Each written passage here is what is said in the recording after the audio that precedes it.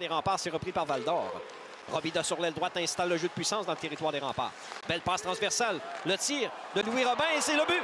Alexandre Doucet loge le disque derrière Quentin Miller et les Foreurs ouvrent la marque. En avantage numérique 5 contre 4, qui d'autre que le meilleur buteur de la Ligue junior majeure du Québec. Alexandre Doucet marque son 26e de la saison. Et il inscrit un but dans un 7e match de suite. En avantage numérique, il était complètement seul. À la gauche de Quentin Miller, accepte la passe de Louis Robin. Poursuit son chemin. Derrière le filet, bataille avec Robida qui reprend et relance l'attaque pour Val-d'Or. Punition terminée. On est de retour à 5 contre 5. 1 en 3, les Foreurs en avantage numérique. Robida se met dans le territoire des Remparts. Le tir. Arrête Miller et le but. Justin Robida, une montée à l'emporte-pièce d'un bout à l'autre. Et de cette façon, on donne les devants 2-0 aux Foreurs.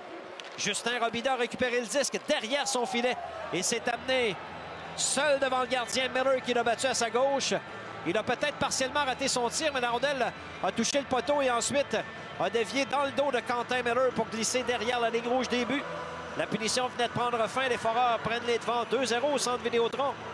Avec 18,59 à jouer. Accepté. Charles Savoie relance l'attaque à Pierre-Olivier Roy, les Remparts en surnombre. Roy sur l'aile droite en entrée de zone, il la rechette avec lui. Passe devant pour le capitaine de la but! Théo Rochette réduit la marque à 2-1. La transition des Remparts a été rapide. Devant le filet des Remparts, il y avait le défenseur qui est venu appuyer l'attaque. Il s'est fait prendre profondément. Et Pierre-Olivier Roy était patient sur l'aile droite. Il a attendu que son capitaine se libère devant le filet. Lui a remis le disque et Théo Rochette n'allait pas rater telle chance. Avec 11 minutes 29 à jouer en troisième, les Remparts en marquent un premier ce soir et c'est 2-1, Val-d'Or à la marque. Le capitaine marque son 16e. Relance l'attaque 2 contre 1. Potvin et Ouellette pour les Foreurs. Potvin s'avance, le tir et le but! Frédéric Potvin bat Quentin Miller, c'est 3-1 Val-d'Or. Un surnombre qui permet aux Foreurs de reprendre les devants par 2 buts. Sur cette dernière séquence, Potvin a été patient, il a pris la bonne décision, il a tiré pour battre le gardien Miller par-dessus l'épaule gauche. Et seulement 23 secondes après que les Remparts eurent réduit la marque à 2-1, Frédéric Potvin marque un but important. Redonne les devants par 2 buts à son équipe.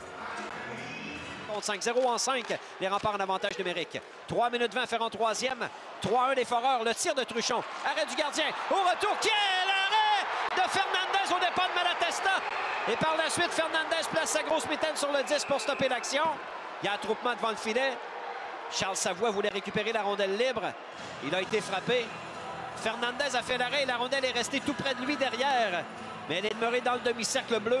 Et Fernandez a réussi à placer sa grosse mitaine sur le disque. Parti. Sur la rampe, Nathan Drapeau. Passe devant lui à William Provost. Sur sa droite, Alexandre Guy. Le tir dans une cage abandonnée, c'est 4-1.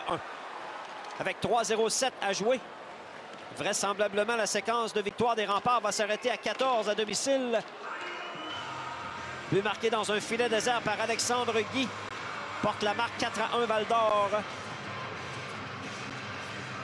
Quentin Miller va reprendre sa place devant le filet des Remparts. Et on va reprendre l'action à 5 contre 5 au centre de la patinoire.